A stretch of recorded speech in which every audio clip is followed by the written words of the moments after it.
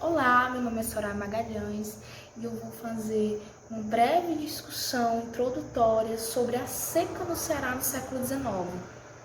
Então, nós vamos pensar, refletir, questionar o contexto dessa seca, como também trazer em evidência muitos dos fatores desse contexto histórico. Então, assim, primeiramente a gente vai pensar, né, vai trazer à tona que nenhuma seca ela é igual. Nós temos temporalidades diferentes, nós temos impactos diferentes, e é pensando nisso que nós vamos questionar e nós vamos trazer à tona a seca dos 3 setes, 87, 88 e 89, que a gente vai ver que elas não são iguais, elas têm suas distinções, e é a partir disso que nós vamos entrar no contexto de que essas secas, elas não tiveram impacto somente, né, no Ceará, elas teve seu impacto em todo o Nordeste. Então, assim, ela não ficou só restrita no Ceará, mas sim todo o território nordestino. Isso é muito importante nós darmos foco nesse contexto. Então, assim, pensando nisso que nós vamos questionar a seca de 87.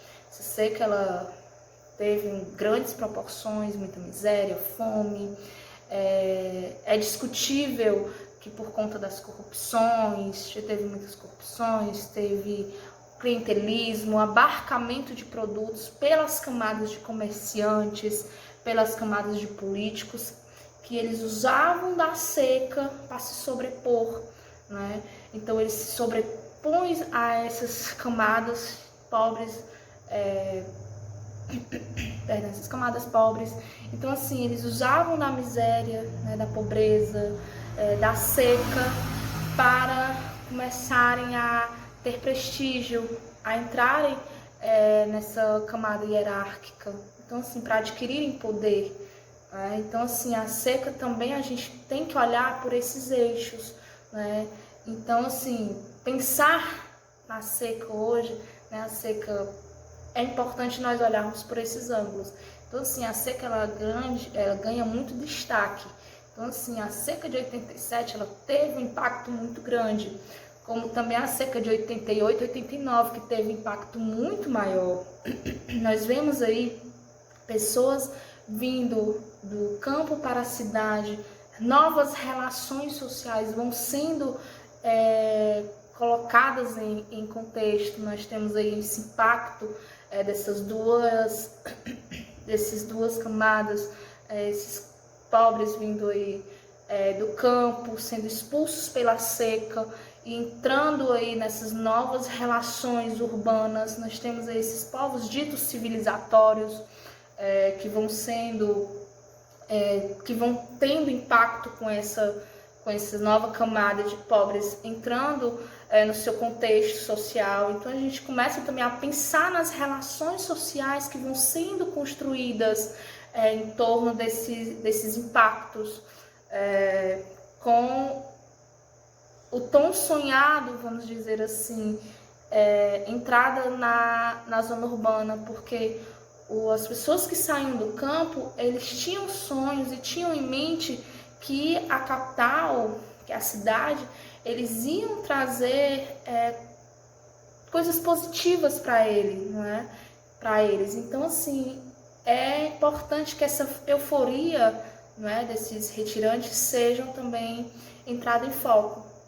Então, assim, pensar nessas populações vindo do campo para a cidade, sendo colocados, não é, pelos serviços públicos, que na época a gente vê aí construção de ferrovias, construção de açudes, que isso não estava abarcando todas essas pessoas, porque eram muitas lavas de pessoas chegando a todo momento nas cidades, atrás de oportunidades. Então, assim, sonhando com essas oportunidades, não é?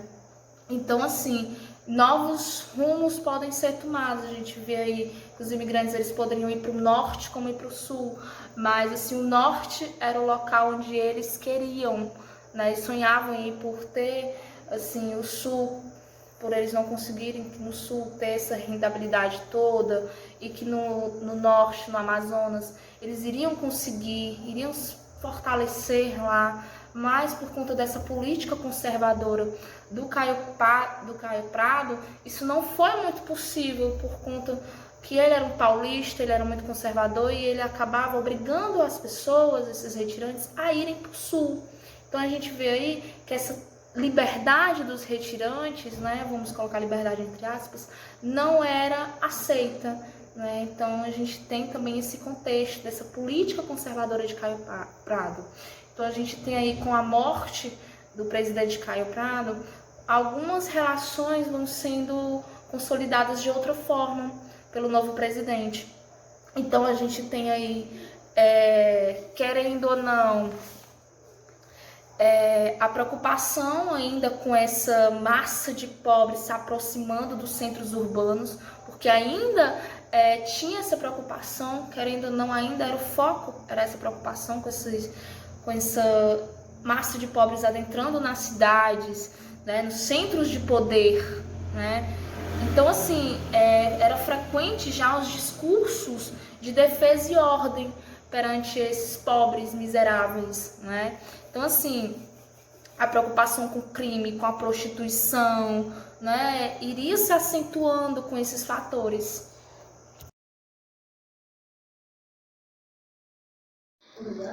No ano de 1900 vai ser o momento em que vai ter a chegada do novo presidente do estado. O que acontece? Quando ele chega na capital, ele vai se deparar com a situação desses povos que estavam recém-chegados na cidade. Essas pessoas vinham do interior do estado em busca de melhores condições, né? Em busca de sobrevivência, porque eles viviam da colheita, né, da plantação e dos animais que eles cuidavam. Ao que acontece com a chegada da seca, né, com essa seca de 1900, eles não têm mais como sobreviver dessa maneira. Então, eles vão para a cidade grande, que seria onde eles poderiam encontrar um auxílio. Bom, essa imigração das pessoas vindas do interior para a cidade, né, para Fortaleza, elas aumentavam a cada dia que passava. Com isso, foi tendo essa superlotação na cidade. O que acontece? Foi ficando cada vez pior e dava esse tipo de sensação de que a cidade estava realmente sendo tomada por esses povos, né, que eles ficavam perambulando pela praça, pela cidade, em busca de uma ajuda. Temos aqui também como elemento, né, de um tipo de ajuda para esses povos a caridade individual e particular. Bom, o que isso seria, né? Essas pessoas, elas viviam também de esmolas, pedindo em casa, né? E também é citado, por exemplo, grupos, né, de umas associações beneficentes que tentavam dar alimentação e esmola para que esses povos tivessem um tipo de assistência para poder sobreviver. Bom, quando vai ser assim, no último ano do século XIX, né, o que é que vai acontecer? Conforme o tempo ia passando, só ia aumentando cada vez mais essa população de imigrantes que ia chegando na cidade. O que acontece? Essa associação ainda particular que doava esse tipo de alimento, essas caridades para essas pessoas, o que acontece? Eles não estavam mais dando conta de poder ajudar esses povos, principalmente também porque dessa maneira não tinha um apoio do governo para poder, não tinha um apoio do Estado para poder auxiliar nessa ajuda.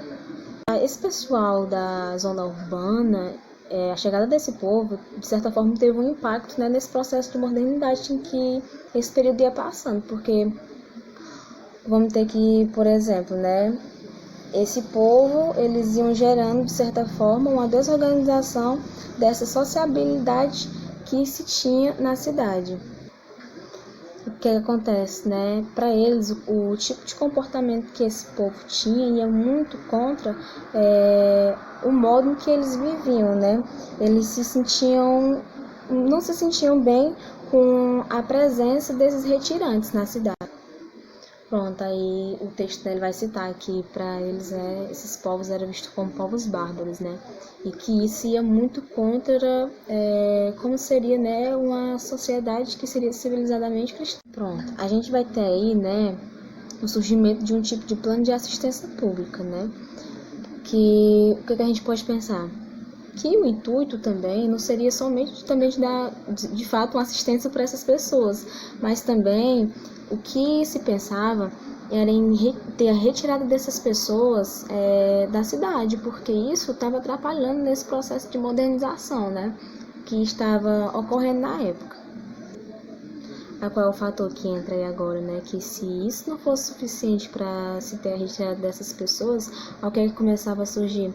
Começava a surgir a ideia, né? O fator de que se tivesse uma transferência desses povos, por exemplo, para o norte, para poder fazer, vamos dizer que um limpa na cidade. Pronto, aí vai ter a chegada da chuva, né? No texto eu uso o elemento como com essa chegada que seria que deveria apagar nessa chama da caridade. O que acontecia?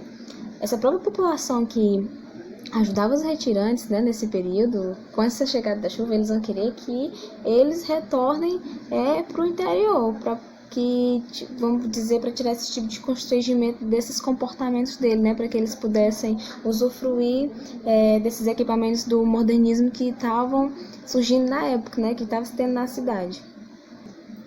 Tá, o que acontece, né, com a chegada dessas pessoas, né, no início da seca, o que é que eles pensavam? Teve esse sentimento realmente da caridade, né, de ajudar, de estar lá, de dar alimentação, isso e aquilo. O que acontece, né, no ano de 1901, quando vai ter essas chuvas, esse sentimento começa a sumir.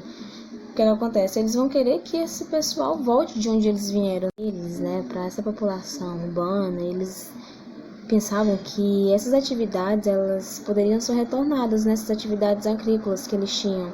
Eles deviam voltar para o seu local natural, né, onde eles viviam. O que acontece? Vai ter uma população que vai voltar, de fato. Só que muitas pessoas ainda continuaram. E aí vai citar no texto, né, que esse fator vai facilitar a formação da periferia favelada na capital.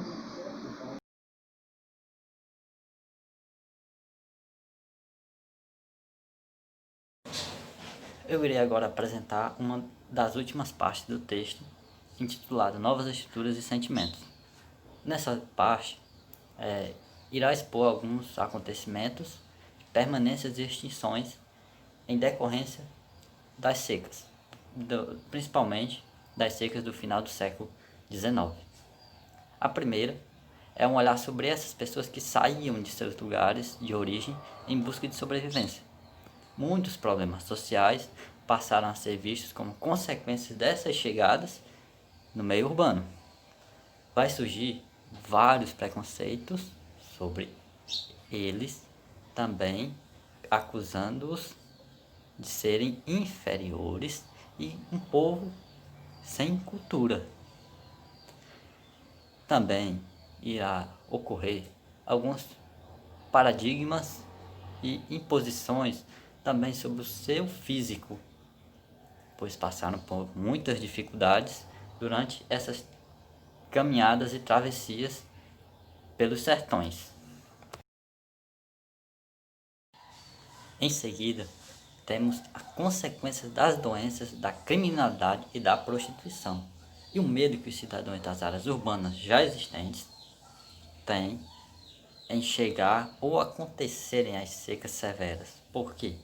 Porque quando viam que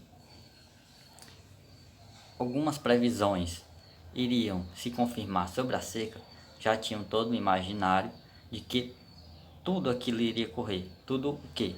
Exatamente, essa vinda dos migrantes para as áreas urbanas. A partir disso, gera-se uma divisão entre os pobres que já estão nesses espaços e os que lutam para ter uma vida digna e sair dessa situação. Como assim?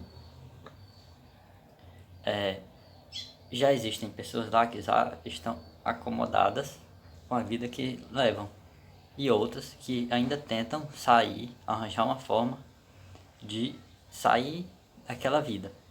deixar isso de lado. Assim, acaba facilitando a ajuda àqueles que realmente necessitam. Em outro ponto, irá colocar 2 caminhos para o auxílio desses retirantes. O primeiro, uma instituição que é a Igreja Católica, onde seus fiéis tinham como ordens ou pedidos ou orientação dar amparo a estas pessoas, né? Uma forma de fazer caridade com os mais necessitados. Em um outro caminho, irá surgir o papel do Estado, sob pressão para que haja e faça políticas públicas para conter ou amenizar estes casos de chegada dos retirantes. Agora, ambos têm algo muito parecido em suas formas de agir, que é o paternalismo. Tendo em vista tudo isso que já foi visto e que já foi falado, um outro documento que traz uma ideia pertinente sobre esse assunto é o artigo intitulado Mortalidade e Migração no período da seca de 1877 a 1879, na freguesia de São José, em Fortaleza, escrito pela Daiane Júlia. A freguesia de São José era uma paróquia de Fortaleza e nela registraram-se vários óbitos nesses anos de seca entre 1877 e 79, considerado uma das maiores secas que nós tivemos na história, né? Lá eram registrados várias mortes, foram registradas nesse período, mas um fator importante a se destacar é que houveram-se várias mortes, mas só eram registradas mortes de pessoas católicas e que tinham registro, né, na igreja. Pessoas pagãs, protestantes ou de outras religiões não tinham espaço nesses registros, ou seja, podem sim ter ocorrido outras várias mortes que não foram inclusas nestes documentos. Nesse período, teve o fim do paternalismo, né? E com o fim do paternalismo, os retirantes, eles ficaram sem ter um meio de sobrevivência durante as secas, né? Ficaram sem nenhum apoio. Então, o Estado teve que criar alguma ação para fazer com que esses retirantes, eles sobrevivessem durante o período das secas, né? E aí entra o quarto lugar, que é a preocupação com as mendicâncias e os excessos. Para o Estado fazer valer a pena dar esses medicamentos e essas comidas para esses retirantes, eles faziam que os retirantes trabalhassem, né? Não só por causa do trabalho, mas para manter os retirantes ocupados, né? E esses trabalhos eram construções de açudes, construções de estradas de ferro, que eram as ferrovias, entre outras coisas, até mesmo trabalhos domésticos. Mesmo que na frente esses trabalhos eles não fossem tão úteis, mas estavam ali mantendo o retirante ocupado e fazendo a prestação de serviço, fazendo com que eles tivessem prestação de serviço, né? E fazer-se valer a pena ganhar as medicações e a comida. Já em quinto lugar, vem falar sobre as aglomerações dos retirantes famintos nas cidades, né? Quando ainda existia o paternalismo clássico, a desigualdade social não era muito notada, mas a partir do momento que acaba os retirantes eles vão ter que ir para as cidades, a desigualdade social é muito notada, principalmente pelos retirantes. Aí vem o medo das pessoas que moram nas cidades urbanas ter a revolta desses retirantes, né, na busca por ter igualdade social. Eles tinham medo das revoltas desses pobres. Essa desigualdade social para os pobres eram injustas, mas no próprio texto retraz que é uma coisa da própria natureza, é algo social. A partir do momento que esses retirantes eles saíram das suas terras para ir para as cidades urbanas, aumentou o nível de criminalidade e de prostituição, né? E aumentou o medo das pessoas que moravam lá, das pessoas que moravam nessas cidades urbanas, porque uma pessoa que passa fome e necessidade, ela pode fazer qualquer coisa para adquirir o alimento. Vai atrás daquilo que saciasse a sua necessidade. Por isso que a classe pobre ficou conhecida como classe perigosa. E devido a tudo isso, as pessoas recorreram ao Estado para que o Estado criasse alguma coisa que fizesse com que esses retirantes eles saíssem das cidades, né? Aí surgiu os abarracamentos, né? Que tiravam as pessoas e colocavam em lugares, mesmo que sejam pequenos, mas que tirassem realmente elas das cidades. Em sexto e último lugar, ele vem trazendo as recorrências dos acontecimentos no período das secas, né? E vem trazendo, tipo, tudo o que foi falado e algumas coisas a mais. Um exemplo é a desconfiança generalizada do aumento da migração, né? De ter mais imigrantes pobres. E, por isso, a necessidade dos governantes do Estado criar lugares próprios para essas pessoas, né, para retirarem elas das cidades, porque a aglomeração estava muito grande.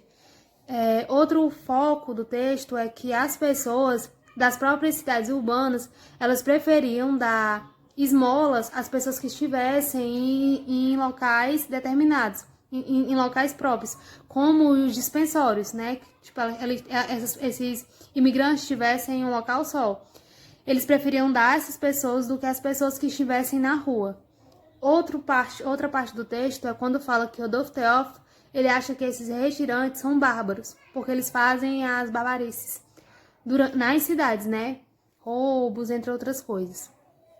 Para Rodolfo, essas atitudes eram atitudes tidas como resistência desses bárbaros, resistir contra as transformações sociais, né? Resistir contra a própria civilização. Por isso, era importante tirar esses retirantes das cidades. E outra parte também é a transmissão de doenças, né? Porque durante o período que esses imigrantes vinham para as cidades, eles traziam doenças, entre outras coisas. Por isso a importância de criar esses abarracamentos, né? Esses cantinhos quebrados dessas pessoas. Por fim, é importante a gente fazer uma reflexão sobre todos esses acontecimentos, né?